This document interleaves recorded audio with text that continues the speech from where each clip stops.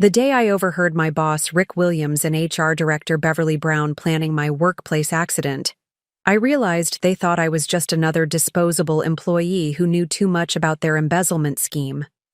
What they didn't know was that while they were plotting my demise in that conference room, I was already 3 months into secretly orchestrating the acquisition of their entire company, and in exactly 48 hours, I would walk back into that same building, not as Sheila Robbins, the problematic senior auditor they wanted gone, but as their new CEO.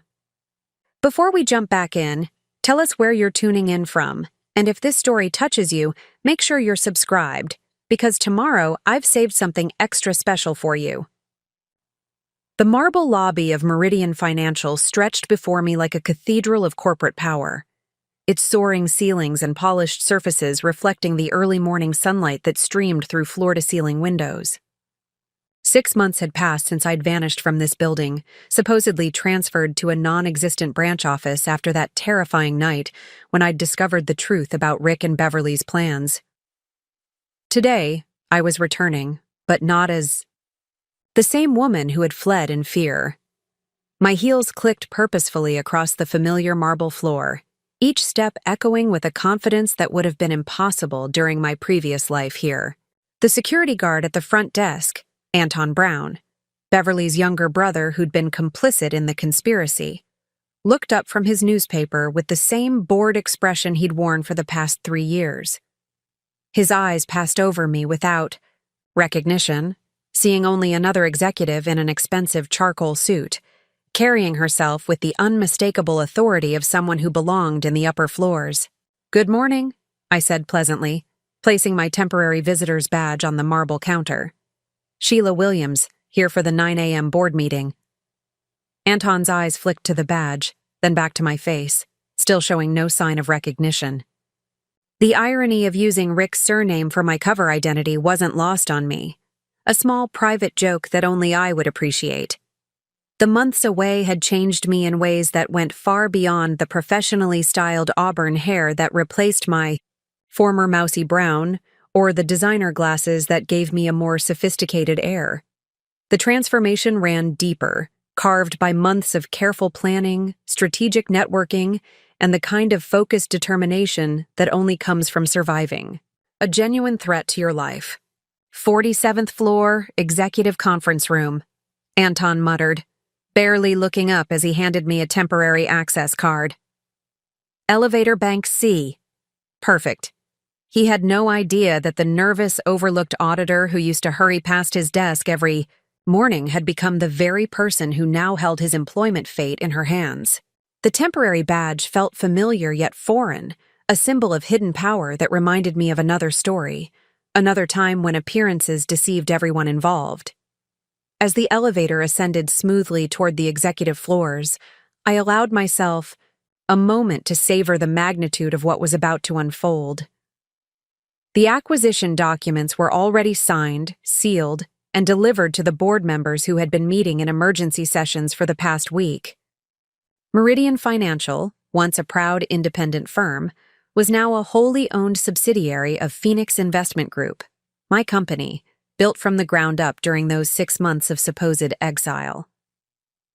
The elevator doors opened with a soft chime, revealing the familiar executive hallway where I'd once walked as a target and would now walk as the hunter. Through the glass walls of various offices, I could see the usual cast of characters beginning their morning routines, completely unaware that their world was about to shift on its axis. Brian Robbins, the chief financial officer who'd been Rick's right hand in the embezzlement scheme, was already at his desk, probably reviewing the same fraudulent reports I'd once tried to flag before learning the scope of the conspiracy reached much higher than I'd imagined. His office, with its view of the city skyline, would be one of the first to change hands today. Sharon Brown, Beverly's cousin and the company's lead legal counsel, was emerging from the elevator with her arms full of files, her usual stressed expression suggesting she was still trying to cover the legal tracks of the conspiracy I'd exposed to the FBI during my disappearance. She passed within 3 feet of me, her eyes focused on her papers, never suspecting that the woman she'd helped frame for erratic behavior and paranoid accusations was now standing close enough to touch. The irony was delicious. During my final weeks here, Sharon had been the one to draft the psychological evaluation request that would have branded me as unstable, paving the way for my dismissal, or worse. Now she was carrying what I suspected were documents related to the very acquisition that would seal her fate. But it was the sound of Rick's voice that truly brought back the memories of that night 6 months ago. His laugh echoed from the corner office that had once been his kingdom, the same confident, dismissive sound that had accompanied his discussion of my accident with Beverly. Through the glass walls, I could see him gesturing animatedly to someone on the phone, his expensive suit and polished shoes unchanged, his arrogance intact. He ended his call and stepped out of his office, adjusting, his cufflinks with the same self-important air that had made him so dangerous. His eyes swept the hallway with the proprietary gaze of someone who believed he owned everything he surveyed. When his gaze reached me, there was a moment, just a flicker, where something passed across his features. Not recognition exactly, but a subconscious awareness that something was different about the executive standing near the elevator. I smiled politely, the kind of neutral professional smile exchanged between strangers in corporate environments. "Good morning, Mr. Williams." He nodded absently, his mind clearly elsewhere, probably on the emergency board meeting he'd been summoned to attend. "Morning. You're here for the meeting?" "Yes," I replied, allowing just a hint of anticipation to color my voice. "I believe it's going to be quite eventful." Rick's eyebrows raised slightly at my tone, but before he could respond, Beverly emerged from the conference room, her tablet in hand, and her expression showing the kind of barely controlled panic that had become her signature look over the past month. The federal investigation I'd triggered had been closing in, and while they'd managed to stay ahead of the immediate charges, the pressure was clearly taking its toll. "Rick, we need to—" Beverly stopped mid-sentence as her eyes landed on me. Like Anton, she looked right through me, seeing only another executive consultant who had no relevance to her immediate crisis. The conference room was already filling with board members, their expressions grave as they prepared for what they believed would be a discussion about the company's financial irregularities and the federal investigation. What they didn't know was that the investigation had already served its purpose, not just to expose the conspiracy, but to weaken Meridian's position enough to make the acquisition possible at exactly the price I needed. As I walked toward the conference room, my temporary badge swaying slightly with each step, I caught sight of my reflection in the polished surface of a nearby door. The woman looking back at me bore little resemblance to the frightened auditor who had stumbled upon Rick and Beverly's conversation that night 6 months ago. This woman looked like someone who belonged in boardrooms, someone who could command, respect, and instill fear in equal measure. The transformation hadn't been just physical or professional, it had been fundamental. The night I'd heard Rick discussing the equipment malfunction they were planning for my car and Beverly outlining the mental health concerns they would cite to explain my subsequent absence, something had crystallized inside me. The scared, rule-following employee had died in that moment, replaced by someone far more dangerous. A woman with nothing left to lose and everything to gain. In 5 minutes, I would walk into that conference room and watch as the carefully constructed lies of Rick Williams and Beverly Brown crumbled around them. But more than that, I would demonstrate that sometimes the best response to someone planning your destruction is to disappear just long enough to return with the power to destroy their entire world. The clock on the wall showed 8:58 a.m. In exactly 2 minutes, the real meeting would begin, and with it, the most satisfying moment of my carefully orchestrated revenge. As I stood outside the conference room, the familiar scent of Beverly's jasmine perfume triggered a flood of memories that transported me back to that fateful evening 6 months ago. It had been a Thursday night, October 15th, when my world had collapsed and been reborn in the span of 30 minutes. Preparing and narrating this story took us a lot of time, so if you are enjoying it, subscribe to our channel. It means a lot to us. Now back to the story. I'd been working late again, deep in the quarterly audit reports that had been revealing increasingly troubling patterns in Meridian's accounts. The executive floor had been mostly empty, just the hum of fluorescent lights and the distant sound of the cleaning crew working their way up from the lower floors. I discovered what appeared to be systematic fund diversions totaling nearly $12 million over the past 18 months, money that should have been in client escrow accounts, but had somehow vanished into a labyrinth of shell companies. That night, I'd been excited, even proud. Finally, after 3 years of being dismissed as an overly cautious auditor who asked too many questions, I had uncovered something significant. Something that would prove my value to the company and validate all those late nights spent poring over financial records that others found tedious. I'd gathered my evidence meticulously, spreadsheets cross-referenced with bank statements, client correspondence that didn't match internal records, and a paper trail that led directly to accounts controlled by entities I couldn't identify. My plan had been simple: present everything to Rick first thing Friday morning, let him review it, and then escalate to the board if necessary. I believed in the system. I believed in doing things the right way. The conference room had been dark when I'd walked past it that night, my arms full of documents and my laptop bag heavy with backup drives. But then I'd heard voices, Rick's distinctive baritone and Beverly's more nasal tone, coming from inside. The door had been slightly ajar, and I'd paused, assuming they were having a late meeting about the very issues I'd been investigating. That audit trail is getting too close. Beverly's voice had been tense, stressed in a way I'd never heard before. Sheila's been asking questions about the Cayman accounts again. She requested access to the Morrison Group files yesterday. My blood had turned cold. The Morrison Group was one of the shell companies I'd identified in my investigation. They were talking about me, about my work, but not in the way I'd expected. "I told you she was going to be a problem," Rick had replied, his tone carrying an edge of annoyance. Ever since she started in auditing, she's been too thorough, too curious. Some people just don't know when to leave well enough alone. I'd pressed closer to the door, my heart hammering so loudly I was certain they could hear it. The documents in my arms had suddenly felt like evidence of my own death warrant rather than proof of their crimes. "We can't just fire her," Beverly had continued. "She's documented everything.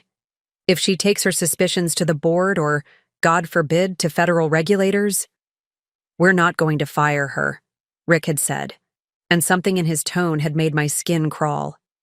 "Remember what happened to David Chen from the Seattle branch? Poor guy, such a tragic accident. Hit a tree on that winding mountain road, car went right through the guardrail." The reference had hit me like a physical blow. David Chen had been a senior auditor who'd died in a car crash 8 months earlier. I'd attended his memorial service, had felt genuine sadness for a colleague taken too young. The idea that his death hadn't been accidental had never occurred to me. "His brakes failed," Beverly had said quietly. "Very unfortunate mechanical malfunction. These things happen when people drive late at night on unfamiliar roads." Sheila drives that same route home from her evening yoga class, Rick had mused, his voice taking on a planning tone that had chilled me to the bone. "Tuesdays and Thursdays, Highway 92 through the canyon. Always leaves around 9:30. Very predictable routine." I'd known then that I was listening to my own murder being planned. The casual way they discussed it, as if arranging a lunch, meeting rather than ending a human life, had been almost more terrifying than the content itself. "The psychological evaluation you've been building will help," Rick had continued. "Stressed employee, working too many late hours, becoming paranoid. About normal business practices. When she has her accident, everyone will say it was probably exhaustion, maybe even intentional. Poor thing just couldn't handle the pressure." Beverly's laugh had been cold, calculating. "I've been documenting her erratic behavior for weeks." "Staying late?" asking inappropriate questions about confidential files, showing signs of paranoia about perfectly legitimate business arrangements. HR has a solid case for mental instability. Standing in that darkened hallway, clutching evidence of their embezzlement while listening to them plan my death, I'd felt something fundamental break inside me. The naive auditor who believed in proper channels and doing things by the book had died in that moment, replaced by someone who understood that survival required different rules entirely. "We'll need to time it right," Rick had said. "After her next therapy session, make it look like she was distressed, not thinking clearly. Anton will make sure the parking garage security cameras have a convenient malfunction that night, won't you, Anton?" I'd heard a third voice then, Beverly's brother, whom I'd barely noticed beyond his daily greetings at the security desk. "Already handled. System's been acting up lately. Real shame how these old cameras just stop working sometimes." The conspiracy had been deeper than I'd imagined, involving not just the executives but support staff who could manipulate security systems and create alibis. I'd realized then that there was no one in the building I could trust, no internal system that would protect me. Thursday night would be perfect, Beverly had concluded. October 22nd. She'll be driving home from yoga, probably tired and distracted. A terrible accident on a dark road. Case closed. 1 week. They'd given me 1 week to live. I'd backed away from the door slowly, my mind racing as I calculated how to escape not just the building, but their entire sphere of influence. The documents in my arms had suddenly become both my salvation and my death sentence. Evidence that could destroy them if I could get it to the right people, but also proof that I knew too much to be allowed to live. Now, standing outside this same conference room 6 months later, I could still feel the echo of that terror. But it was overwhelmed by something far more powerful. The satisfaction of knowing that in 5 minutes, Rick Williams and Beverly Brown would experience their own moment of devastating realization. The conference room doors opened with a soft whoosh, revealing the polished mahogany table where Meridian's board of directors had gathered for what they believed would be an emergency session about federal investigations and financial irregularities. The irony wasn't lost on me that this same room had been where Rick and Beverly had first presented their fabricated psychological evaluation of me to justify my transfer, a meeting I'd never been allowed to attend to defend myself. Board Chairman Kirby Brown, no relation to Beverly despite the shared surname, looked up from his tablet as I entered. His silver hair was perfectly styled despite the early hour, his expression carrying the weight of a man who'd built his reputation on making difficult decisions in crisis situations. What he didn't know was that the crisis he thought he was managing was actually the solution to a much larger problem. "Ms. Williams," he said, rising to shake my hand with the firm grip of someone accustomed to power. "Thank you for coming on such short notice. I understand Phoenix Investment Group has some insights that might help us navigate these challenging circumstances." I smiled, noting how he emphasized Ms. Williams without realizing the bitter irony of the name I'd chosen. "Mr. Brown, thank you for accommodating this meeting. I believe what we have to discuss will indeed help resolve your current difficulties." The other board members, 7 in total, were settling into their seats with the slightly tense expressions of people who knew they were about to discuss uncomfortable truths. I recognized most of them from my previous life here. Margaret Silverton, the former federal prosecutor who now headed the Compliance Committee. Dr. Robert Hayes, whose technology investments had made Meridian a leader in financial software. And Patricia Webb, whose family had founded the company 60 years ago. None of them recognized me, of course. The transformation had been too complete, the context too different. Where they expected to see Phoenix Investment Group's lead acquisition specialist, they saw exactly that. A polished, confident executive who belonged in rooms like this. Rick entered with his characteristic swagger, his eyes immediately scanning the room to assess the power dynamics. He'd always been skilled at reading rooms, at positioning himself advantageously in any corporate gathering. Today, however, his usual confidence seemed slightly forced, probably due to the stress of the federal investigation that had been building pressure for the past month. "Sorry I'm late," he said, straightening his tie as he took his seat across from me. "Had to handle some urgent matters downstairs." Beverly followed moments later, her tablet clutched protectively against her chest and her eyes showing the strain of someone who hadn't been sleeping well. The investigation I'd triggered through carefully placed anonymous tips to the FBI had been working exactly as intended, not to provide immediate justice, but to create the perfect conditions for this moment. "Now that we're all here," Chairman Brown began, his voice carrying the authority of someone who'd guided Meridian through 3 decades of growth, "I think we should address the elephant in the room. Ms. Williams, your firm has been conducting due diligence on our company for several weeks now. Given the current investigations, I assume you have concerns about moving forward with any potential partnership." I opened my leather portfolio slowly, savoring the moment. Inside were documents that would reshape everything these people thought they knew about their company, their colleagues, and their futures. But more than that, these papers represented 6 months of the most focused, determined work of my life. "Actually, Mr. Brown, Phoenix Investment Group's due diligence has been quite thorough. We've identified significant operational inefficiencies, systematic financial irregularities, and what appears to be a concerning pattern of management decisions that have put this company at substantial legal and financial risk." Rick leaned forward slightly, his expression shifting from casual interest to focused attention. "I'm sorry, what kind of financial irregularities?" "Our books have been audited annually by Morrison & Associates for the past 5 years. The mention of Morrison & Associates, one of the firms involved in covering up the embezzlement scheme, almost made me smile. "Yes, we're familiar with Morrison & Associates.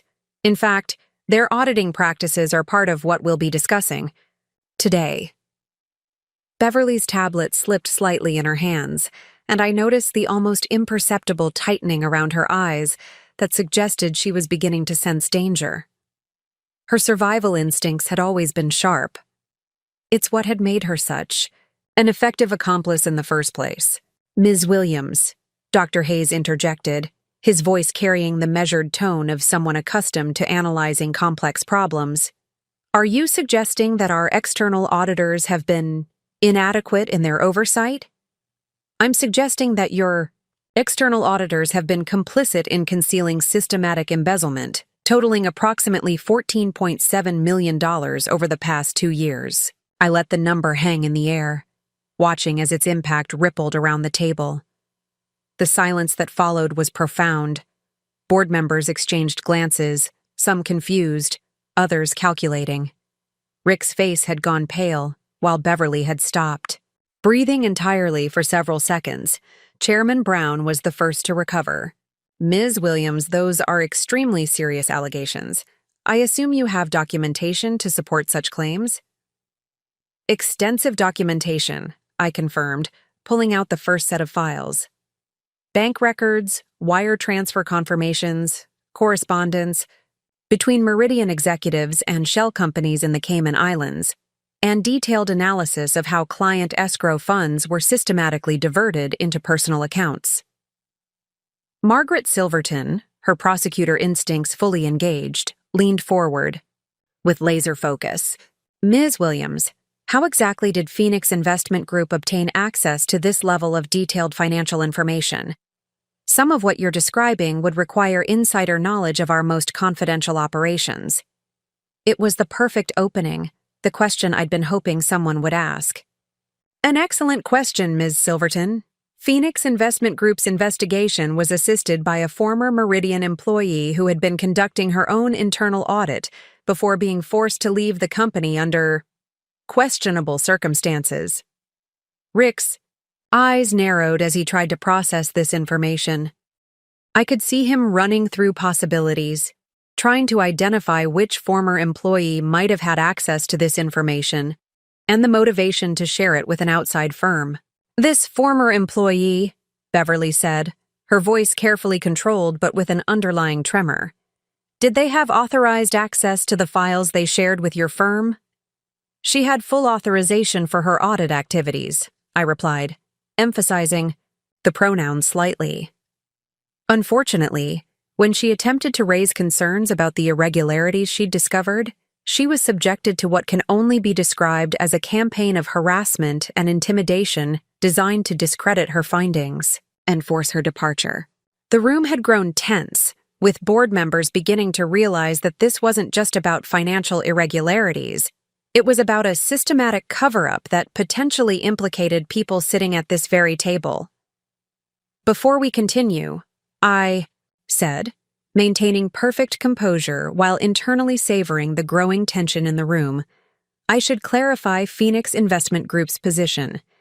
We're not here as investigators or whistleblowers. We're here as potential acquirers who have discovered that this company's value has been significantly undermined by criminal activity. Chairman Brown's eyebrows shot up. Acquirers?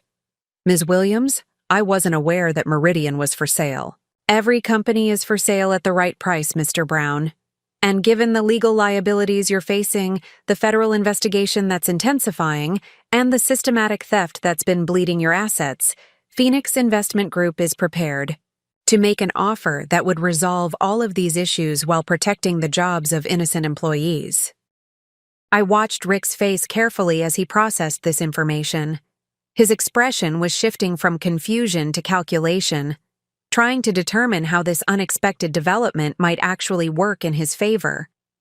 People like Rick always believed they could manipulate any situation to their advantage. It was both their greatest strength and their fatal weakness. What kind of offer? Patricia Webb asked, her voice carrying the cautious interest of someone whose family legacy was tied to the company's survival. I pulled out a folder marked Confidential and placed it on the table without opening it. A complete acquisition of Meridian Financial for $800 million, with the understanding that Phoenix Investment Group would assume responsibility for resolving the current legal issues and implementing new management structures. The number sent a ripple of surprise around the table. It was substantially higher than Meridian's current market valuation, especially given their legal troubles. What they didn't know was that I could afford to be generous. The money I was offering was largely their own stolen funds, carefully laundered through legitimate investments and returned with interest. Beverly finally found her voice. Ms. Williams, forgive me, but this seems unusual. Most acquisition firms would wait for a company's legal issues to be resolved before making offers, or they'd use those issues to negotiate lower prices. Most acquisition firms don't have Phoenix Investment Group's unique perspective on Meridian's actual situation, I replied smoothly. We understand the real scope of the problems, which means we can price them appropriately rather than guess. Dr. Hayes leaned back in his chair, his analytical mind clearly working through the implications. You mentioned implementing new management structures. I assume that means significant personnel changes? Absolutely. Our due diligence has identified several key positions that require immediate replacement due to the current occupants' involvement in the financial irregularities. I glanced meaningfully at Rick and Beverly, starting with senior executive positions and extending through middle management where necessary. Rick's facade of calm finally cracked slightly. Now wait just a minute. You can't come in here making accusations without proof. I've been with this company for 8 years, and my record speaks for itself. Your record does indeed speak for itself, Mr. Williams, I agreed, pulling out a specific document from my portfolio. According to our analysis, your departmental oversight has shown some very interesting patterns. I slid a spreadsheet across the table that showed correlation analysis between Rick's approval signatures and suspicious fund transfers.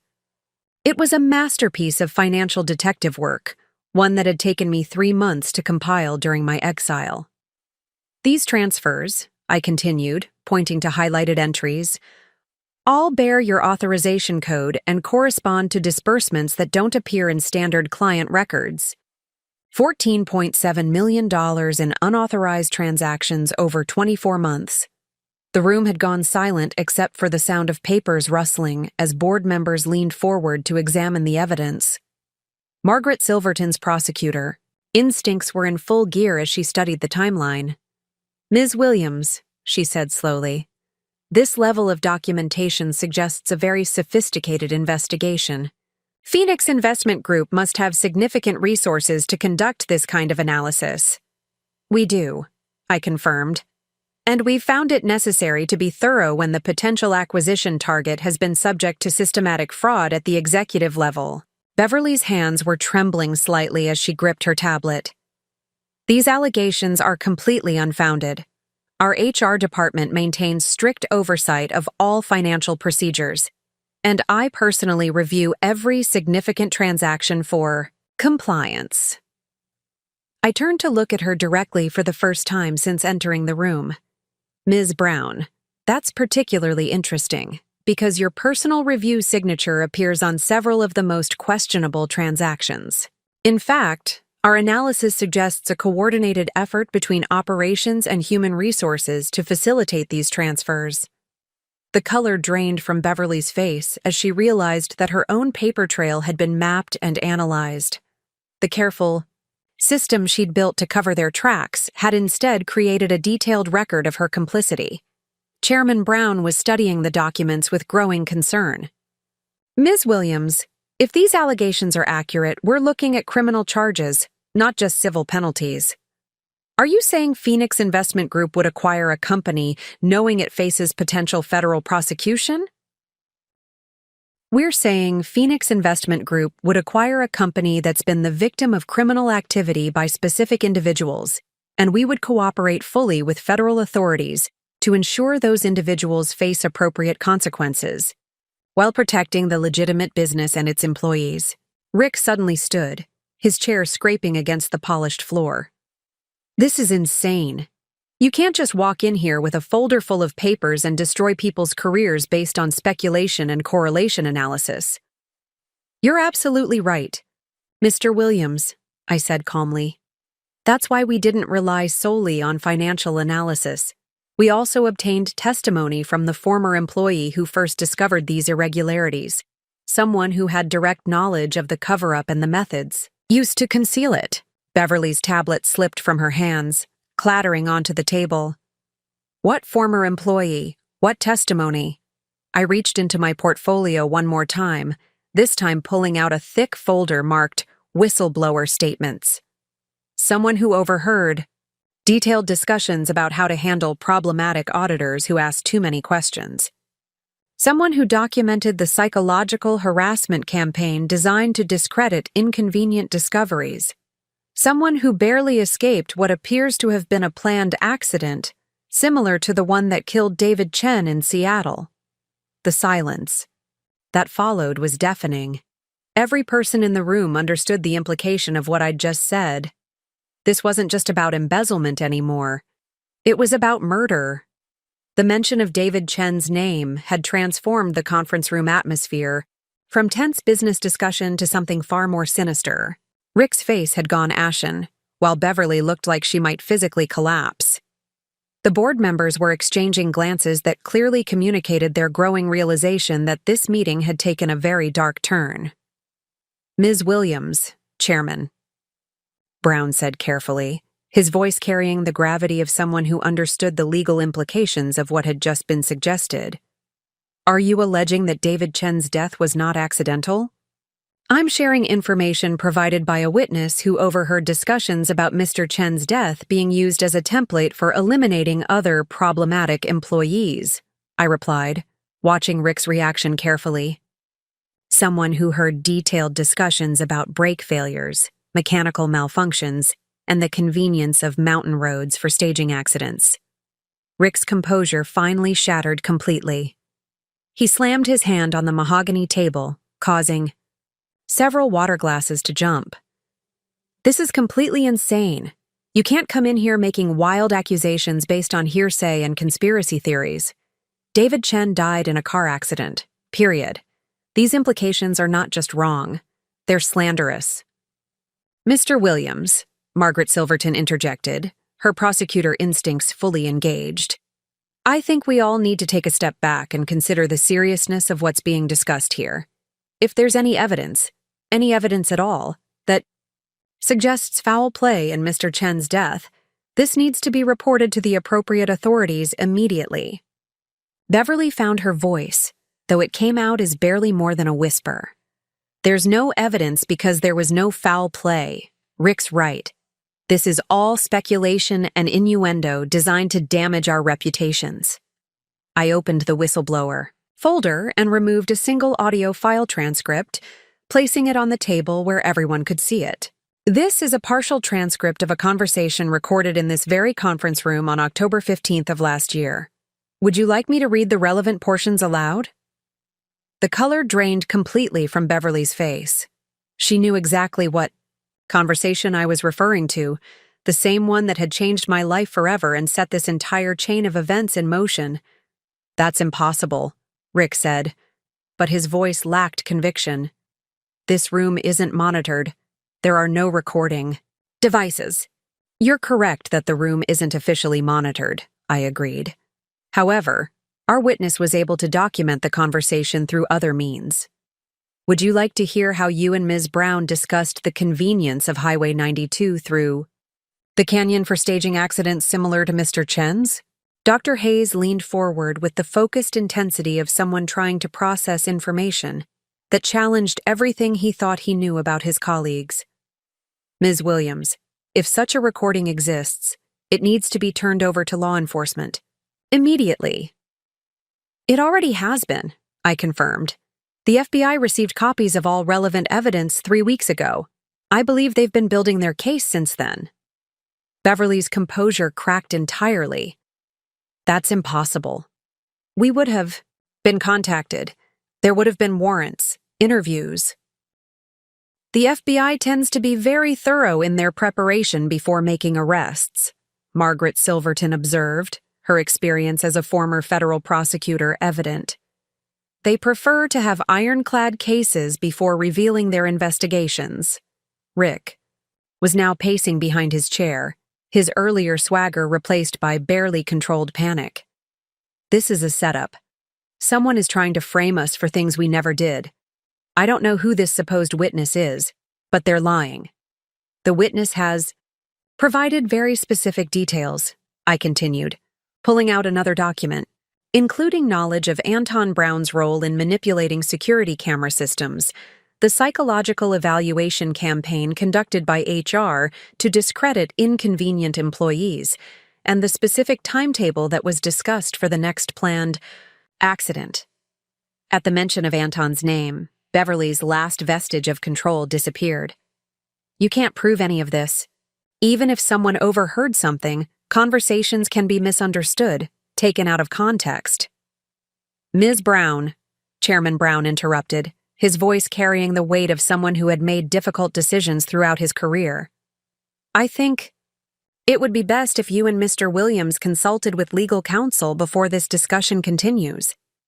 Rick stopped pacing and turned to face the chairman directly. Kirby, you've known me for 8 years.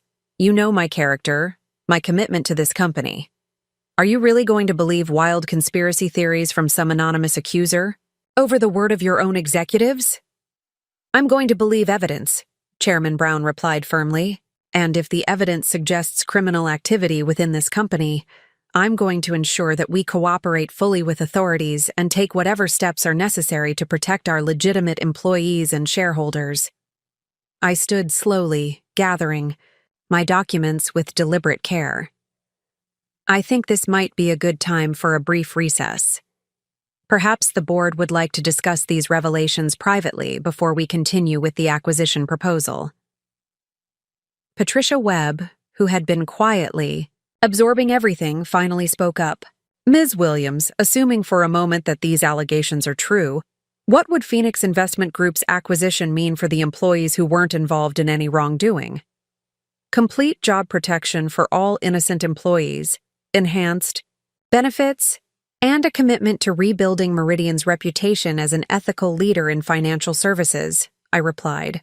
Phoenix Investment Group has no interest in punishing people who were simply doing their jobs honestly. Beverly suddenly stood, her chair rolling backward with the force of her movement. I need to make some phone calls. This meeting is getting out of hand.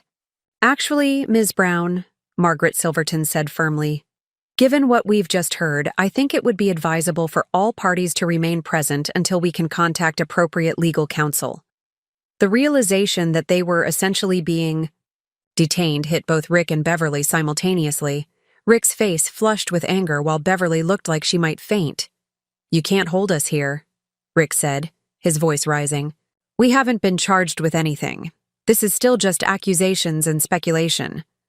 You're absolutely right, I agreed pleasantly. You're free to leave at any time. However, I should mention that the FBI has been monitoring Phoenix Investment Group's investigation, and they're very interested in speaking with both of you about these matters. The trap was closing, and everyone in the room could feel it. As the tension in the conference room reached its peak, my mind drifted back to that night 6 months ago when everything had changed. The night that had transformed me from Sheila Robbins, the naive auditor who believed in corporate integrity, into someone capable of orchestrating the systematic destruction of those who had tried to kill me. After overhearing Rick and Beverly's conversation about my planned accident, I'd spent exactly 47 minutes in a state of pure terror, sitting in my car in the parking garage, engine running, trying to decide whether to drive straight to the police or flee the city entirely. The weight of their conspiracy had felt crushing. Not just the embezzlement, but the casual way they'd discussed ending my life, as if I were nothing more than an inconvenient spreadsheet to be deleted. But then something had shifted.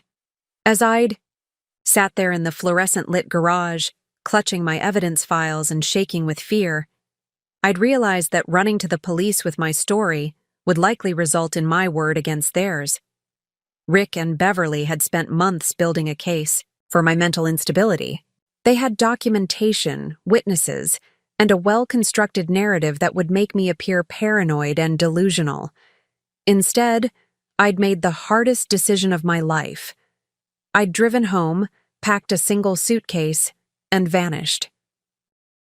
The first weeks had been the darkest period of my life. I'd hidden in a cheap motel 3 states away, using cash and false identification I'd obtained through channels I'd never imagined I would need. Every car that passed, every unexpected knock, every phone ring had sent me into panic attacks that left me gasping for breath.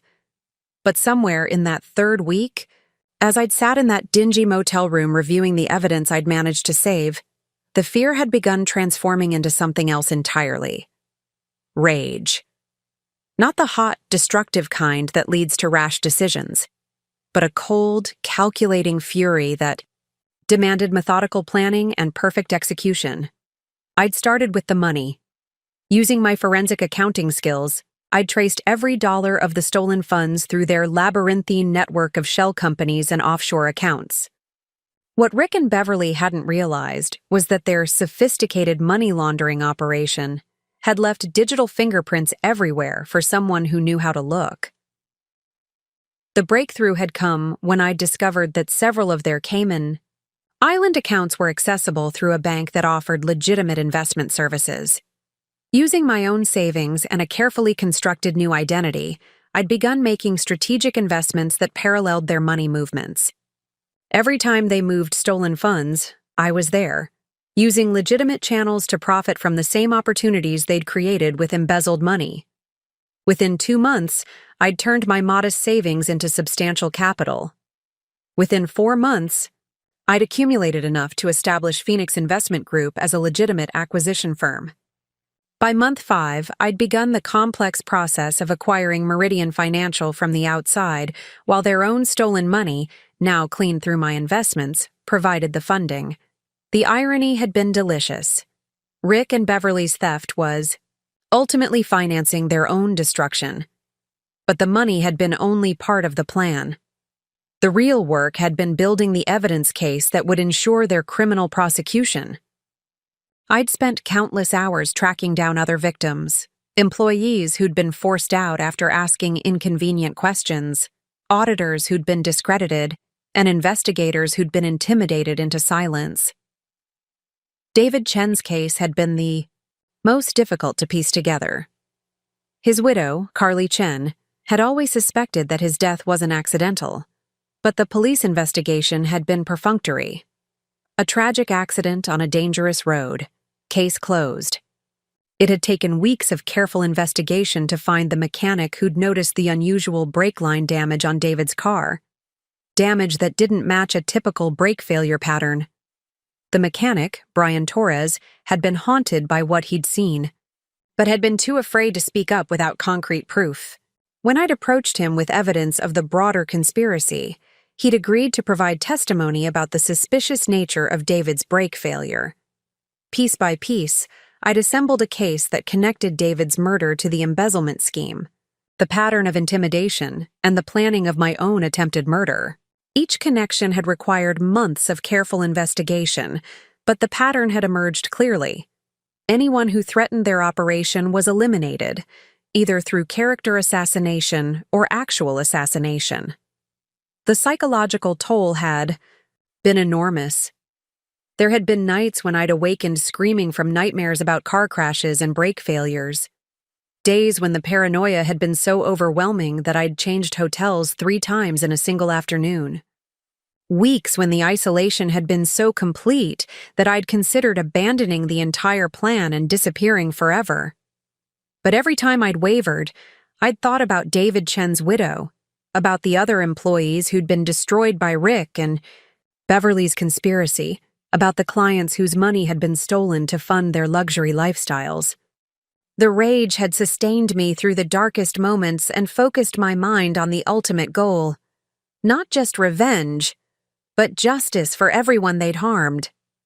Now, sitting in this conference room 6 months later, watching Rick and Beverly realize that their carefully constructed world was collapsing around them, I felt the satisfaction of a plan executed to perfection. The transformation from hunted victim to corporate predator hadn't happened overnight.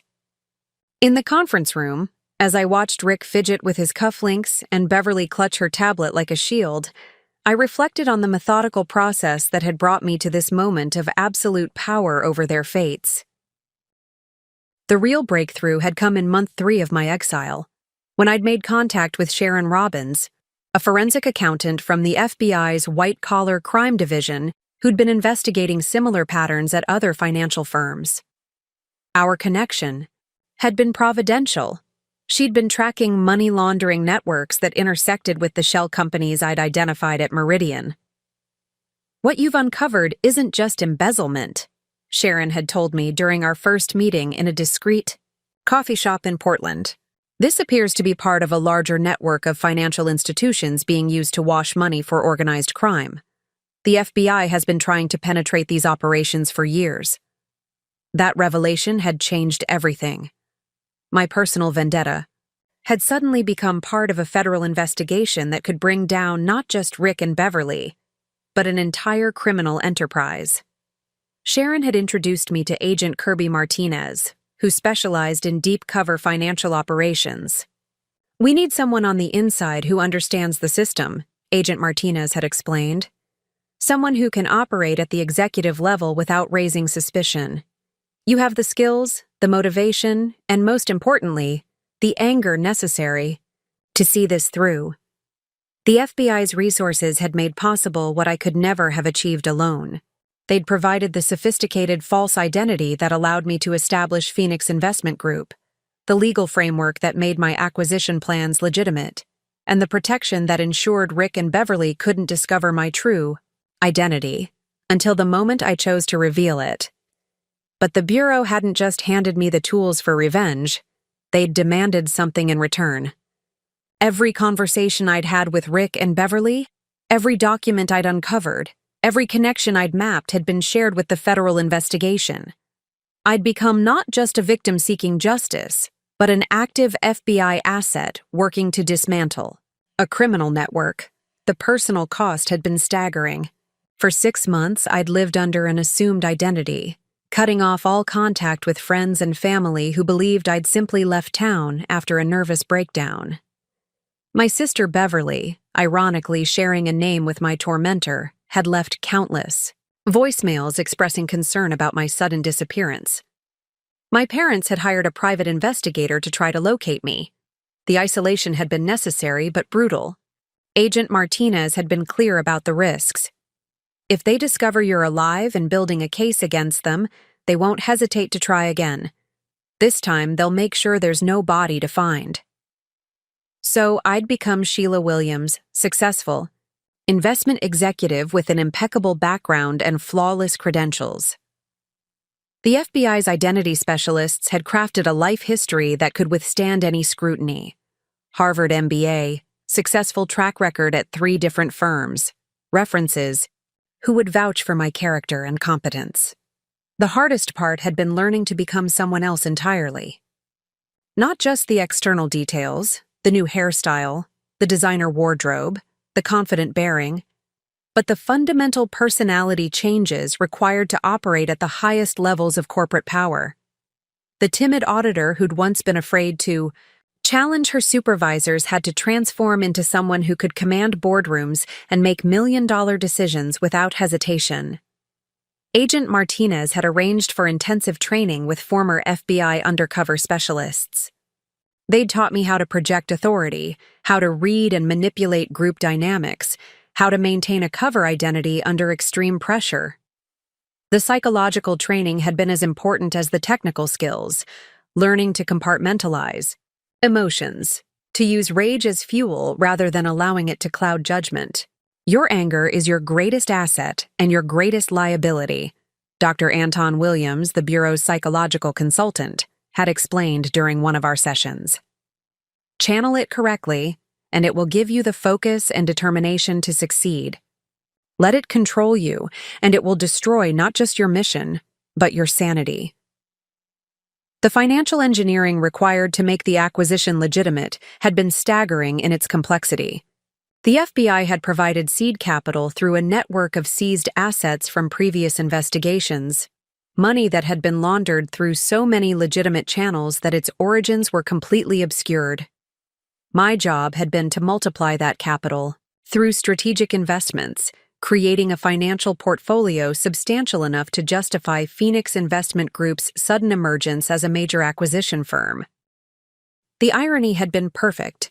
Stolen money from other criminal enterprises was being used to fund the operation that would bring down Rick and Beverly's criminal enterprise. Every dollar they'd embezzled had been matched by dollars seized from other criminals, creating a kind of cosmic balance that appealed to my sense of justice. Now, as I sat across from them in this conference room, I realized that the woman who'd fled in terror 6 months ago was truly dead.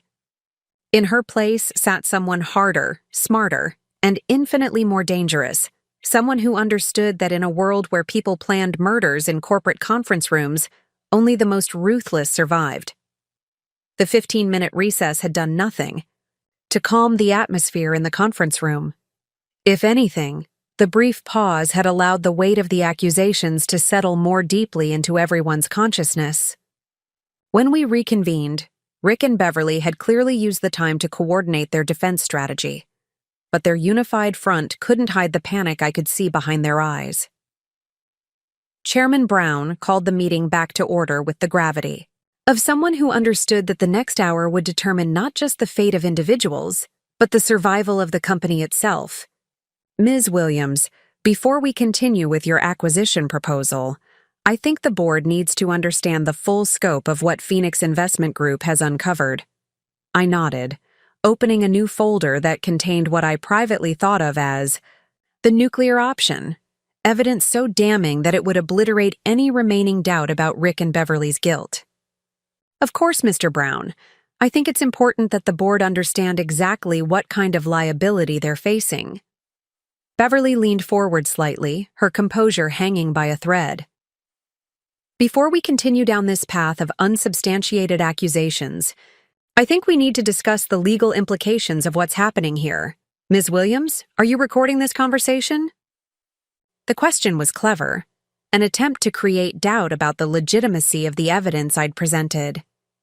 This meeting is not being recorded by Phoenix Investment Group, I replied truthfully. What I didn't mention was that the FBI had surveillance, equipment in place that was capturing every word, every gesture, every nervous tell that might be useful in their prosecution. Rick seemed emboldened by Beverly's question.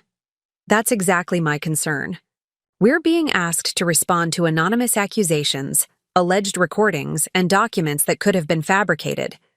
This isn't how legitimate business is conducted.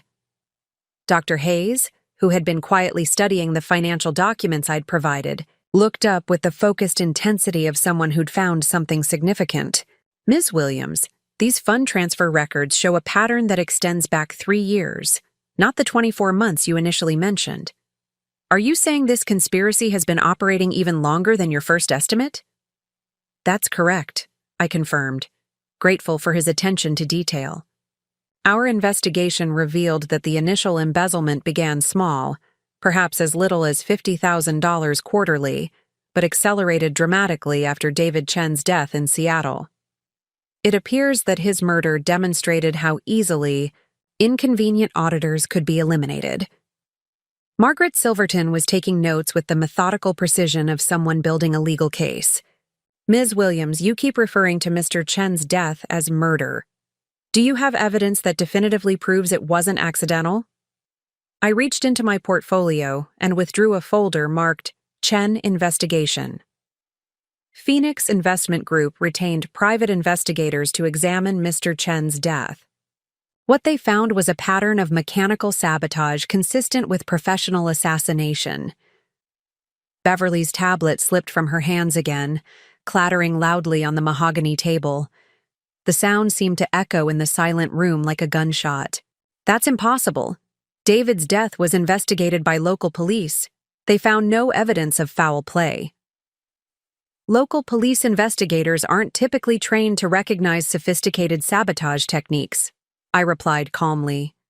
However, federal investigators are. The FBI has reopened the Chen case based on evidence we provided. Rick's face had gone from pale to flushed with anger. This is insane. You're talking about conspiracy theories and professional assassinations, like we're some kind of criminal organization instead of a legitimate financial services firm. Mr. Williams, I said, pulling out another document, your personal bank records show deposits totaling $2.4 million over the past 18 months. Can you explain how those deposits relate to your official salary at Meridian Financial? The direct challenge seemed to catch Rick off guard. His mouth opened and closed several times before he managed to speak. My personal finances are none of your business. Those deposits could be from investments, inheritance, any number of legitimate sources. They could be, I agreed pleasantly. Unfortunately, our analysis shows that each deposit corresponds exactly to periods when large sums were transferred out of client escrow accounts. The timing correlation is so precise that the probability of coincidence is less than 1 in 10 million. Patricia Webb had been studying the documents with growing alarm. Ms. Williams, if what you're saying is true, then we're not just looking at embezzlement.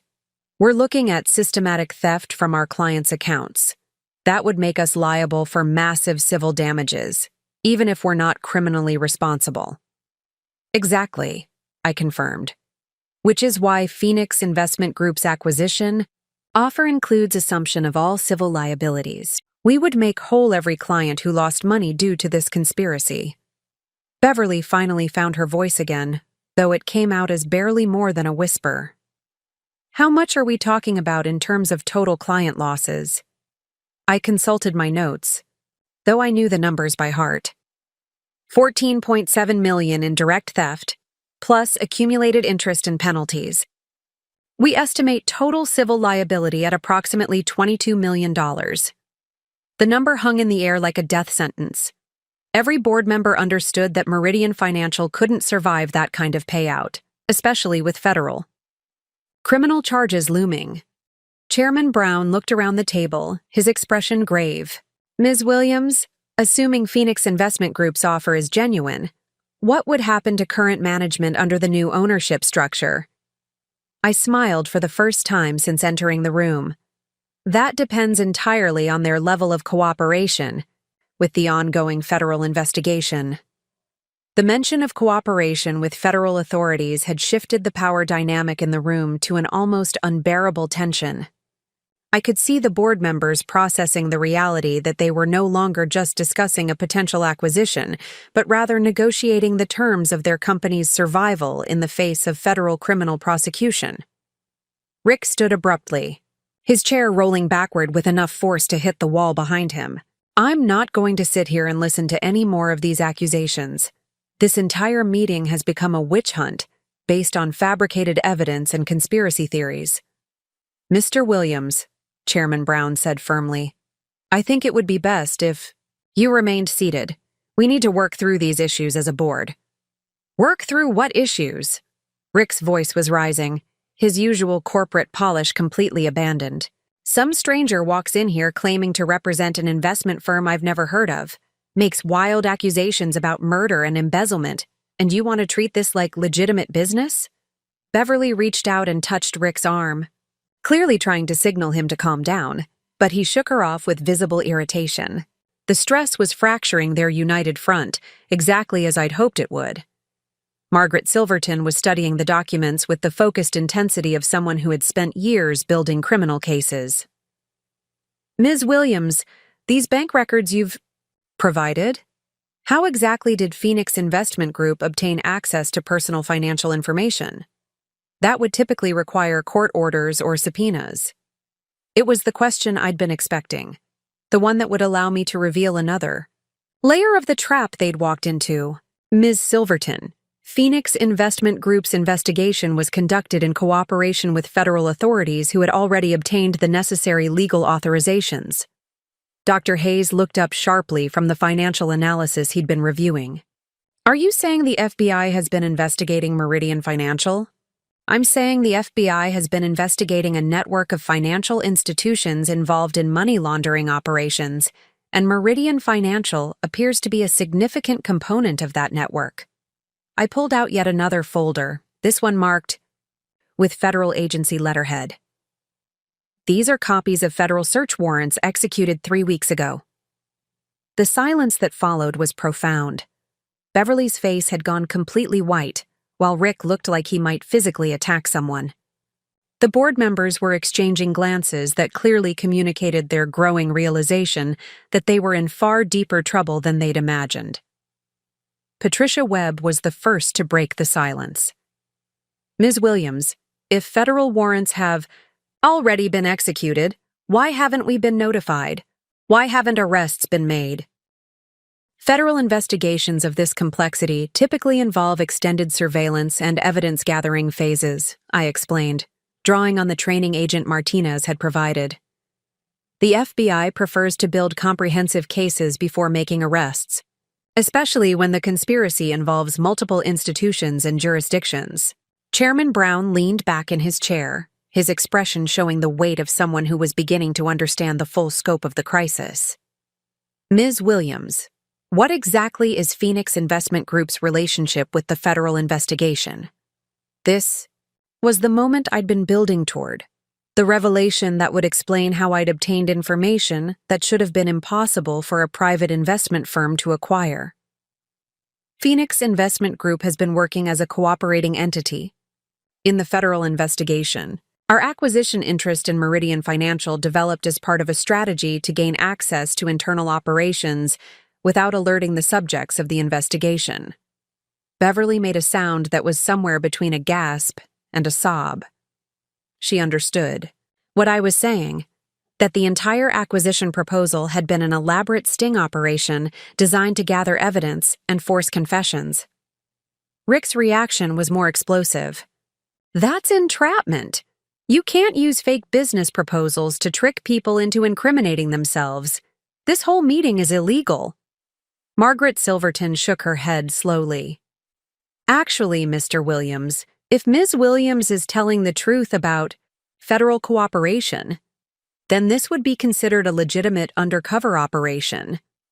The FBI has broad authority to conduct such investigations when investigating organized criminal activity.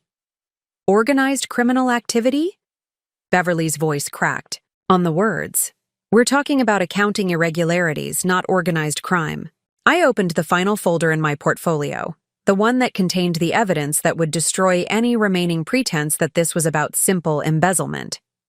Ms. Brown, our investigation revealed that the money stolen from Meridian's clients was being funneled through a network of shell companies that also laundered funds for drug trafficking organizations and human trafficking operations. The revelation hit the room like a physical blow. Even the board members who had been trying to remain neutral looked shocked by the scope of what they were hearing. Dr. Hayes stammered, "Are you saying that Meridian Financial has been used to launder money for drug dealers and human traffickers?" "I'm saying that the shell companies created by Mr. Williams and Ms. Brown to hide their embezzlement were also being used by organized crime groups to wash illegal proceeds. Whether they were aware of these other activities is something the FBI will determine." Rick was now pacing frantically behind his chair, his composure completely shattered. "This is insane. We never had anything to do with drug dealers or human traffickers. This is all fabrication designed to make legitimate business look criminal." But I could see in Beverly's expression that she knew exactly what I was talking about. The recognition in her eyes told me that she was aware of at least some of the criminal organizations that had been using their laundering network. The weight of the organized crime allegations had fundamentally altered the atmosphere in the conference room. What had begun as a tense business meeting had evolved into something that felt more like a federal prosecution, with me serving as both prosecutor and star witness. The board members were no longer just concerned about their company's financial future. They were calculating their own legal exposure and wondering how deeply they might be implicated in activities they'd never known existed. Chairman Brown looked around the table with the expression of someone who was trying to maintain control of a situation that had spiraled far beyond his experience. "Ms. Williams, I think we need to step back and clarify exactly what Phoenix Investment Group is proposing. Are you offering to acquire a company that you've just described as being involved in organized crime?" "I'm offering to acquire a company that has been victimized by criminal employees who used its infrastructure for illegal activities," I corrected carefully. "Phoenix Investment Group believes that Meridian Financial can be rehabilitated under proper management and oversight." Beverly had been silent for several minutes, but now she looked up with eyes that showed a mixture of desperation and calculation. "Ms. Williams, I need to ask you directly. Who is your source for all of this information? You keep referring to a former employee who provided witness testimony, but you haven't identified this person." It was the question I'd been waiting for, the opening that would allow me to reveal the final piece of the puzzle. The witness is someone who had complete access to Meridian's internal audit systems, someone who discovered the embezzlement scheme through legitimate investigative work, and someone who overheard detailed discussions about how to eliminate inconvenient employees. Rick stopped pacing and turned to face me directly. "That describes half a dozen people who worked in auditing over the past few years. Most of them left the company voluntarily for better opportunities. Actually, Mr. Williams, our investigation revealed that several former auditing employees left under suspicious circumstances. David Chen obviously died in what we now believe was a planned accident. Sarah Martinez was forced out after suffering what HR characterized as a nervous breakdown following harassment that made her job impossible. And of course, there was Sheila Robbins." The mention of my real name sent a visible shock through Rick and Beverly. I watched their faces carefully as they processed what I'd just said, seeing the moment when they began to understand that something was very wrong with this entire situation. "Sheila Robbins," Beverly repeated slowly, her voice barely above a whisper. "She was transferred to our Portland branch last October after some performance issues."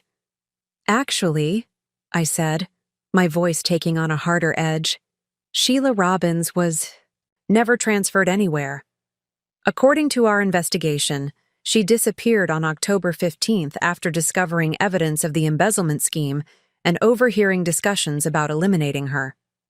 Margaret Silverton was taking notes frantically, her prosecutor instincts recognizing the significance of what was being revealed. "Ms. Williams, Are you saying that this Sheila Robbins is your source? That she's the witness who provided all of this evidence? I stood slowly, my movement drawing every eye in the room. The moment had arrived, the climax of 6 months of careful planning, the instant when I would finally reveal my true identity to the people who had tried to murder me. Actually, Ms. Silverton, I'm saying something quite different. I reached into my jacket pocket and removed my real driver's license, placing it on the conference table where everyone could see it. I'm saying that Sheila Robbins is sitting right here in this room. The silence that followed was absolute. Rick's face went through a series of expressions: confusion, disbelief, recognition, and finally, pure terror. Beverly made a sound like air being forced from her lungs, her hand flying to her throat as if she couldn't breathe. Chairman Brown picked up the driver's license with trembling fingers, studying the photo, and then looking back at me with an expression of complete bewilderment. I don't understand. You introduced yourself as Sheila Williams from Phoenix Investment Group. I did, I confirmed, removing the auburn wig I'd been wearing to reveal my natural brown hair. Sheila Williams is a carefully constructed identity, created in cooperation with federal authorities. My real name is Sheila Robbins, and I was the senior auditor who discovered Rick Williams and Beverly Brown's embezzlement scheme 6 months ago. Rick stumbled backward until he hit the wall, his face cycling through shades of pale and flushed as his nervous system tried to process what he was hearing. That's impossible. You're dead. You disappeared. You thought your plan had worked, I finished for him. You thought that after terrifying me with your discussion about David Chen's convenient accident and your plans for my own brake failure, I would simply vanish and never be heard from again. Beverly was hyperventilating now, her chest rising and falling rapidly as she struggled to maintain consciousness. This isn't possible. You can't be here. The transfer paperwork, the Portland branch doesn't exist, I said calmly. Just like the psychological evaluation you fabricated, just like the performance issues you invented to justify my departure. I know because I was there, in the hallway outside this very conference room, listening to you plan my murder. The transformation in the room's energy was electric. Board members were staring at me with expressions ranging from amazement to horror, while Rick and Beverly looked like they were seeing a ghost, which in a sense they were. The revelation of my true identity had transformed the conference room into something resembling a crime scene, with Rick and Beverly as the perpetrators who had just realized their victim had returned from the dead to testify against them. The board members sat in stunned silence, trying to process the magnitude of what they'd just witnessed. Rick's legs seemed to give out, and he collapsed into his chair with the boneless fall of someone whose entire reality had just been shattered. This isn't possible, he whispered, his voice hollow. You disappeared. The car accident on Highway 92. We were told there was an accident. There was no accident, Rick, I said, savoring the use of his first name after months of forced professional courtesy. I fled because I knew that staying meant death, just like David Chen, just like anyone else who discovered your little operation, Beverly was clutching the edge of the conference table so hard her knuckles had gone white. The psychological evaluation, the performance issues, we had documentation. You had fabricated documentation, I corrected, created specifically to discredit me if I ever tried to report what I'd discovered. It was a sophisticated gaslighting campaign designed to make me appear unstable and paranoid. Unfortunately, for you, the FBI specializes in detecting exactly that kind of pattern. Margaret Silverton was staring at me with the intense focus of someone trying to reconcile two completely different personas. Ms. Robbins, or should I say Ms. Williams, how long have you been working with federal authorities? Since 3 weeks after my disappearance, I replied. When I contacted the FBI with evidence of the embezzlement scheme, they realized this was connected to a much larger investigation they'd been conducting into organized money laundering networks. Chairman Brown was still holding my driver's license, looking between the photo and my face as if he could somehow make sense of the impossible situation. So, Phoenix Investment Group is a legitimate FBI front operation designed to gain access to Meridian's internal operations without alerting the subjects of the investigation, I confirmed. Every document I've presented today is authentic. Every allegation I've made is supported by evidence that will hold up in federal court.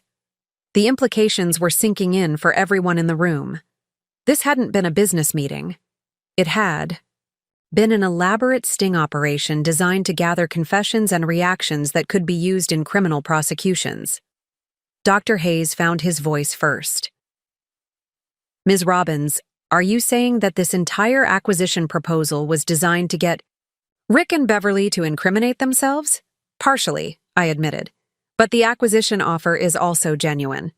The FBI wants to see Meridian Financial continue operating under legitimate management, rather than being destroyed by the criminal actions of a few individuals.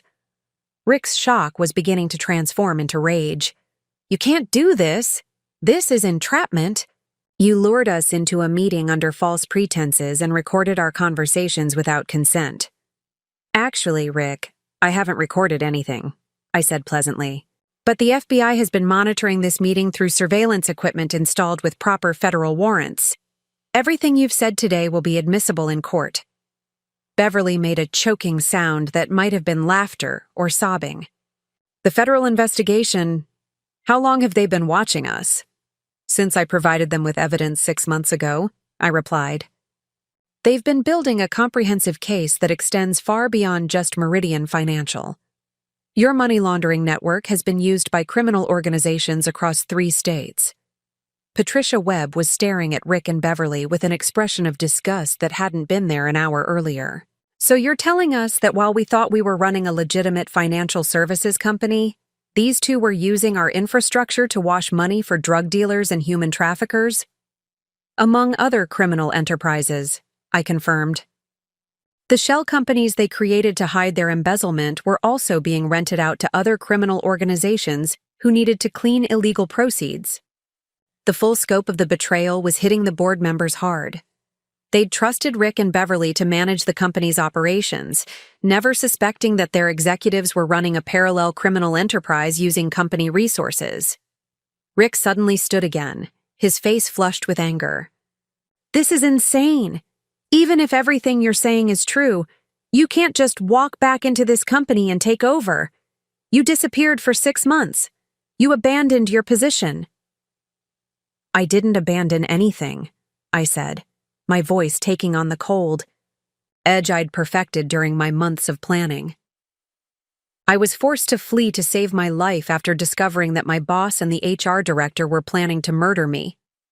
Beverly finally broke down completely, tears streaming down her face as she realized the full magnitude of their situation.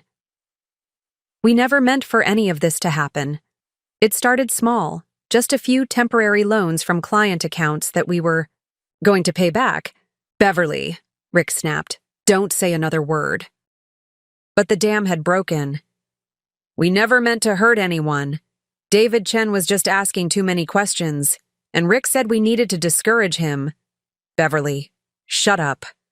Rick's voice was desperate now, but it was too late. Her confession was being recorded by federal surveillance equipment, and everyone in the room had heard her admit to conspiracy in David Chen's murder.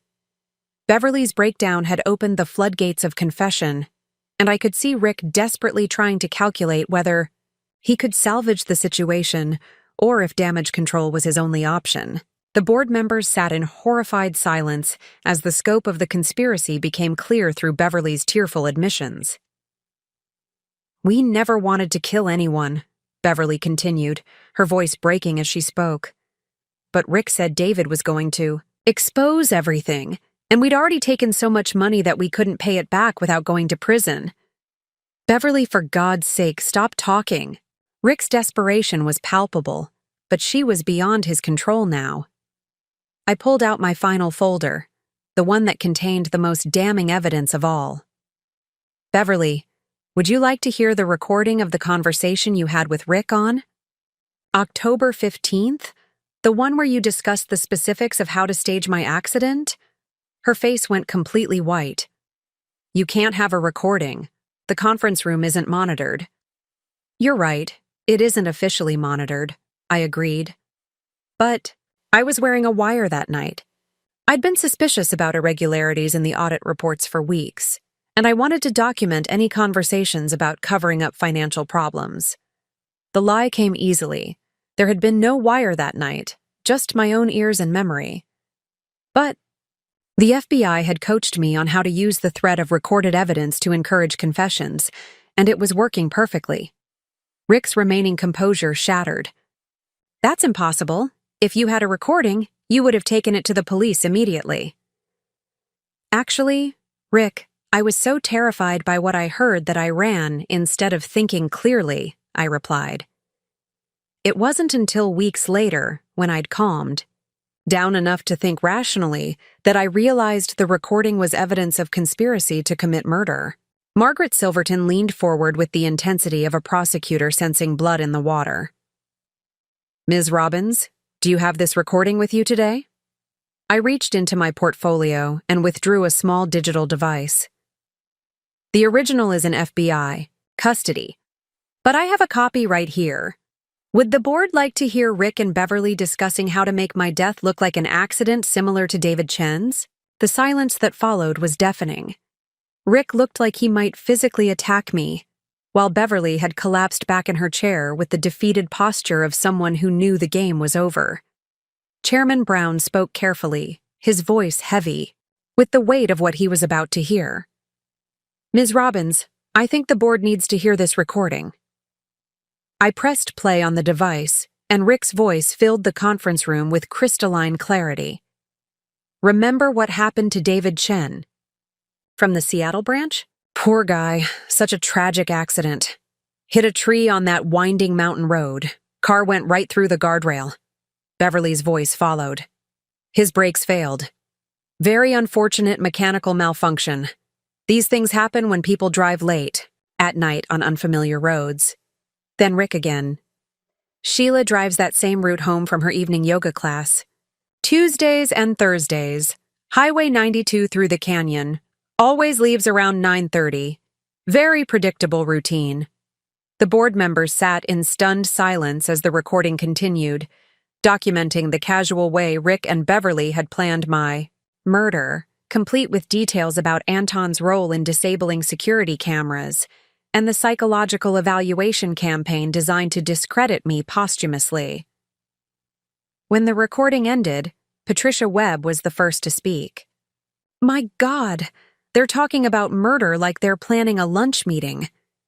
Dr. Hayes was staring at Rick and Beverly with undisguised horror. David Chen. They actually killed David Chen. That poor man had a wife and children. Beverly was sobbing openly now, her confession pouring out in broken sentences. We never meant for it to go that far. David was going to report us to the SEC, and Rick said we needed to stop him before he destroyed both our careers. Our careers? Rick exploded. Beverly, you were the one who suggested making it look like an accident. You were the one who said we could make it appear mechanical. The blame shifting had begun, exactly as Agent Martinez had predicted it would. Criminals under pressure always turned on each other, and Rick and Beverly were providing a textbook example. Margaret Silverton was taking notes furiously, her prosecutor's instincts cataloging every admission. Ms. Robbins, has the FBI verified the authenticity of this recording? Extensively, I confirmed. Voice analysis, background noise authentication, digital forensics. Everything confirms that this conversation took place exactly as recorded. Chairman Brown looked around the table at his fellow board members, his expression grave. I think we've heard enough. Ms. Robbins, what exactly is Phoenix Investment Group proposing in terms of taking over operations? I straightened in my chair, feeling the satisfaction of a plan executed to perfection. Complete acquisition of all assets and liabilities, immediate termination of all personnel involved in criminal activities, full cooperation with ongoing federal investigations, and implementation of new oversight systems to prevent future criminal activity. Rick made one last desperate attempt to regain control. You can't do this based on fabricated evidence and coerced confessions. No court will accept testimony obtained through deception. Actually, Rick, I said with a smile, federal courts accept evidence obtained through legitimate undercover operations all the time. And this has been a legitimate FBI operation from the beginning. As if summoned by Rick's final desperate protest, the conference room doors opened with the soft whisper of federal authority. Agent Kirby Martinez entered first, his FBI credentials clearly visible, followed by 3 other agents whose presence transformed the room from a corporate boardroom into something resembling an arrest scene. "Special Agent Martinez, FBI," he announced, his voice carrying the calm authority of someone who had done this hundreds of times before. "I believe we've heard enough to proceed with the arrests we've been planning." Rick's face went through a series of expressions: disbelief, rage, and finally a kind of hollow acceptance as he realized that his world was collapsing beyond any possibility of repair.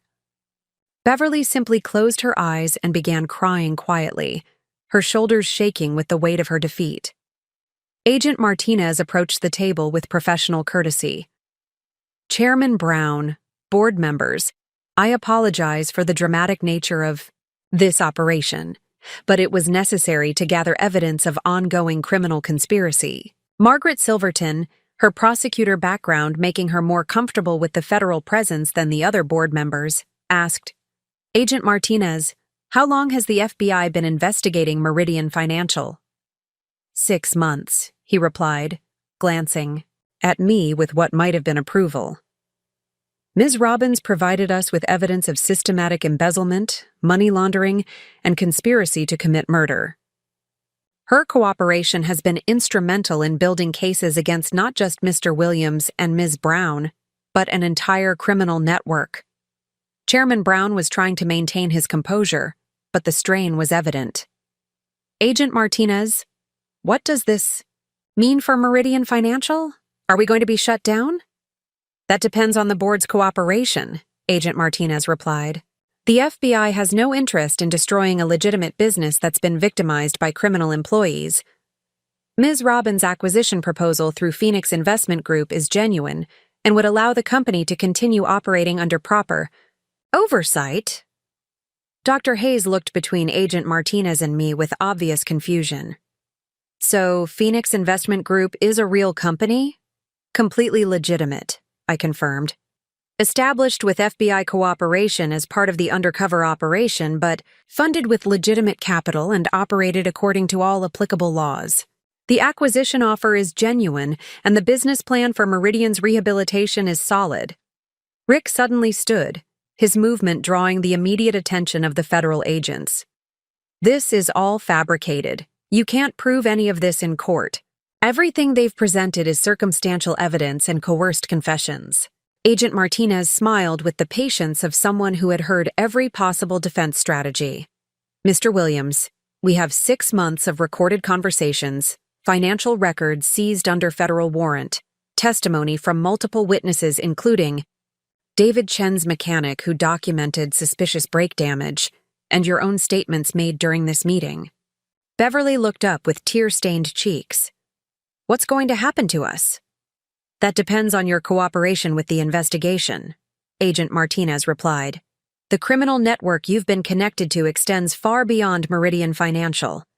Your assistance in identifying other participants could influence sentencing recommendations." One of the other agents approached Rick with handcuffs ready. "Richard Williams, you're under arrest for conspiracy to commit murder, money laundering, embezzlement, and racketeering. You have the right to remain silent." The Miranda warning echoed through the conference room as Rick was processed for arrest. His transformation from powerful executive to federal defendant was complete, and I felt the satisfaction of justice finally being served. Beverly's arrest followed immediately, her tears continuing as she was read her rights and processed. The sight of both of them in handcuffs, being led away by federal agents, provided a sense of closure that I'd been seeking for 6 months. Patricia Webb spoke into the silence that followed their departure. Ms. Robbins, assuming the board approves, Phoenix Investment Group's acquisition proposal. What would your role be in the company's future? I stood and walked to the window that overlooked the city, the same view that Rick had once commanded from his corner office. I'd serve as CEO during the transition period, implementing new oversight systems and rebuilding the company's reputation. The goal is to create a model for ethical financial services. Chairman Brown was reviewing the acquisition documents with new interest. The terms are quite generous, especially given the circumstances. Why is Phoenix Investment Group willing to pay fair market value for a company with such significant legal liabilities? Because the real value of Meridian Financial isn't in its current management or operations, I replied. It's in the potential for transformation. This company has good employees who've been working under a corrupt system. With proper leadership, it can become something extraordinary. Margaret Silverton was already thinking like the compliance officer she would likely become. Ms. Robbins, what guarantees do we have that this kind of criminal activity won't happen again? I turned back to face the board with a smile that contained both confidence and determination. You have my guarantee. And more importantly, you'll have FBI oversight for the first 2 years of operation. Every system, every process, every financial transaction will be designed with transparency and accountability as core principles. The old Meridian Financial died that day in the conference room. What would rise from its ashes would be something entirely different. A company born from the ashes of corruption and dedicated to proving that business could be both profitable and ethical. 3 months after the arrests, I stood in what had once been Rick's corner office, now transformed into an open-plan leadership center where transparency replaced the isolation of executive privilege. The mahogany barriers that had once separated management from employees had been replaced with glass partitions that allowed for privacy when needed, but eliminated the psychological walls that had enabled corruption to flourish. The transformation of Meridian Financial had been swift and dramatic. Within weeks of the acquisition, we'd implemented new financial oversight systems that required dual authorization for all significant transactions, automated reporting that flagged any unusual patterns, and an anonymous whistleblower system that encouraged employees to report concerns without fear of retaliation. Sharon Robbins, my former sister who had become the company's new chief compliance officer, knocked on my open door frame. Sheila, the quarterly results are ready for your review. I think you're going to be pleased. I accepted the tablet she handed me, scanning numbers that told a story of remarkable recovery. Employee satisfaction scores had risen from 34% under Rick's leadership to 89% under the new management structure. Client retention, which had been hemorrhaging due to the criminal investigation, had stabilized and was beginning to grow as news spread about the company's ethical transformation. The most interesting metric, Sharon continued, is the Innovation Index. We've had more employee-generated improvement suggestions in the past 3 months than in the previous 3 years combined. The cultural shift had been the most dramatic change. Employees who had spent years afraid to speak up or suggest improvements were now actively engaged in making the company better. The fear-based management style that Rick and Beverly had employed was being replaced by collaborative leadership that valued every voice. Carly Chen, David's widow, had accepted our offer to join the board of directors as an advocate for ethical oversight. Her presence served as a constant reminder of the human cost of corporate corruption and the importance of maintaining the integrity we'd fought so hard to establish. There's something else, Sharon said, her expression becoming more serious. We received a call from the Seattle Police Department. They're reopening several other cases involving suspicious accidents at financial firms. Apparently, Rick and Beverly's network was more extensive than anyone realized. The investigation had indeed revealed a pattern of eliminating inconvenient auditors and whistleblowers that extended across multiple companies in 3 states. Rick's cooperation with federal authorities, motivated by the prospect of a reduced sentence, had led to arrests at 6 other financial institutions where similar conspiracies had been operating.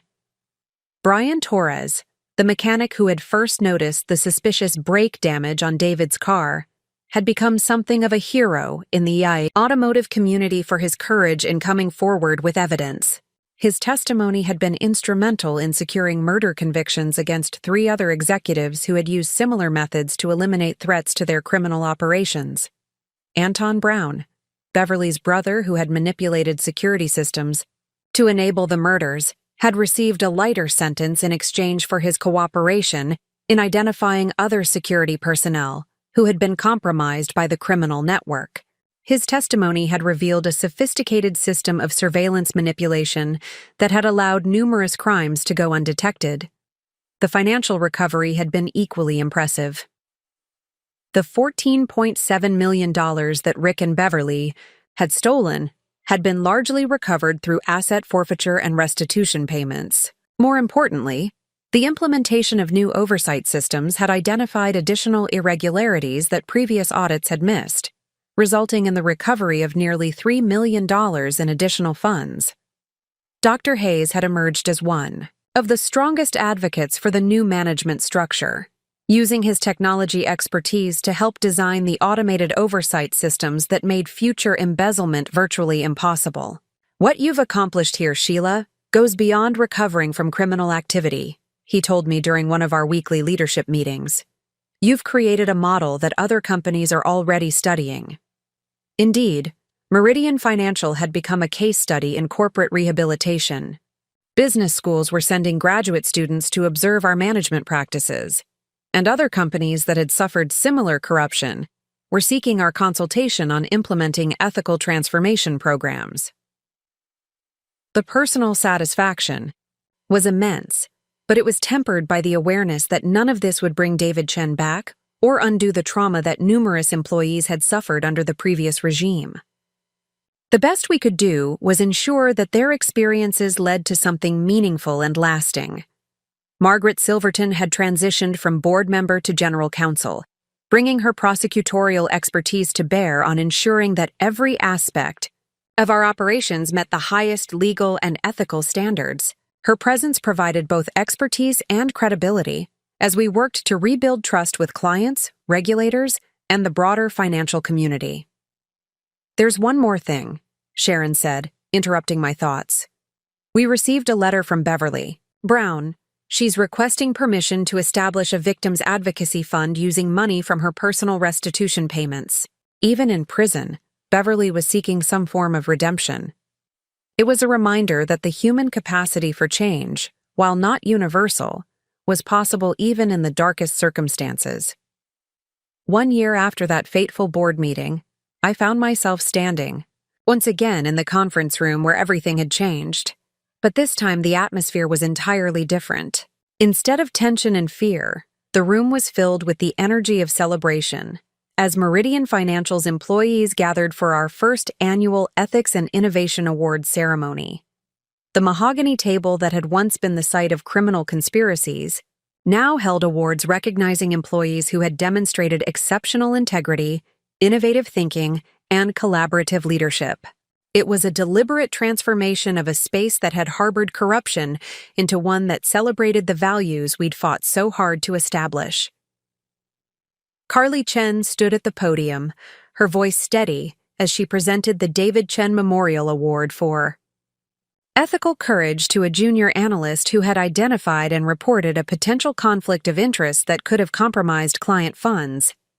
"David believed that integrity wasn't just about following rules," she said, "but about having the courage to do what's right even when it's difficult." The transformation had extended far beyond Meridian Financial. Rick Williams, now serving a 15-year federal sentence, had become an unexpected advocate for corporate ethics reform from his prison cell. His testimony in other criminal cases had helped dismantle the entire money laundering network, leading to dozens of arrests and the recovery of over $200 million in stolen funds. Beverly Brown's situation had been more complex.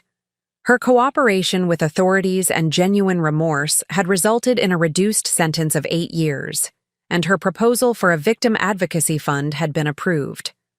The fund, supported by her restitution payments and donations from other sources, now provided counseling and legal assistance to employees who had been victimized by corporate corruption.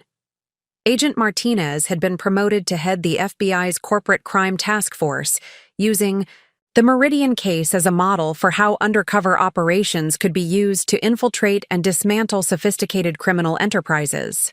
The techniques we'd developed during my transformation into Sheila Williams were now being taught to other agents working similar cases. But perhaps the most meaningful change had been in the lives of ordinary employees who were finally free to do their best work without fear of retaliation or manipulation. Sarah Martinez, the former auditor who had suffered a nervous breakdown under Rick's harassment, had returned to financial services with a position at our new Seattle branch, where she now led a team dedicated to identifying and preventing financial crimes. The most important lesson I've learned, I told the assembled employees during my closing remarks, is that revenge, while temporarily satisfying, is ultimately empty unless it leads to something constructive. What we've built here isn't just a company. It's proof that ethical business practices aren't just morally right, they're also more profitable and sustainable. The numbers supported that assertion. Meridian Financial's transformation had been studied by business schools, regulatory agencies, and other corporations seeking to prevent similar corruption. Our stock price had not only recovered from the scandal, but had reached record highs as investors recognized the value of truly transparent and ethical operations. Dr. Hayes had become something of a celebrity in technology circles for his work, developing the automated oversight systems that made embezzlement virtually impossible. What Sheila accomplished, he often said in his speaking engagements, was to prove that you can use technology not just to detect crime after it happens, but to prevent it from happening in the first place. As the ceremony concluded and employees began to disperse, I remained in the conference room for a few quiet moments, reflecting on the journey that had brought me from terrified victim to empowered leader. The woman who had fled in terror that October night 18 months ago had been transformed by the experience into someone stronger, wiser, and more committed to justice than she had ever imagined possible. Sharon approached with a final piece of business. Sheila, we received confirmation that the FBI is closing the formal investigation. They're satisfied that all criminal elements have been eliminated and that our new oversight systems are functioning properly. It was the final validation that our transformation was complete. Meridian Financial was no longer a company under federal investigation. It was a model of corporate integrity that others sought to emulate. There's one more thing, Sharon added with a smile. Harvard Business School wants to add our case to their curriculum on corporate turnarounds. They're calling it the Robbins Method. I laughed, thinking about how far we'd all come from that dark night when I'd overheard my own murder being planned. Tell them they can use the case, but not that name. This wasn't about one person's method. It was about what's possible when good people refuse to accept corruption as inevitable. As I walked out of Meridian Financial that evening, I realized that the best revenge truly hadn't been revenge at all. It had been the transformation of something toxic into something beneficial, something corrupt into something ethical, something destructive into something that made the world a little bit better. The scared auditor who had once feared for her life had become a leader who could sleep peacefully, knowing that her work was protecting others from the same fate. That, I reflected, was a victory worth all the pain it had taken to achieve. Up next, you've got 2 more standout stories right on your screen. If this one hit the mark, you won't want to pass these up. Just click and check them out. And don't forget to subscribe and turn on the notification bell so you don't miss any upload from us.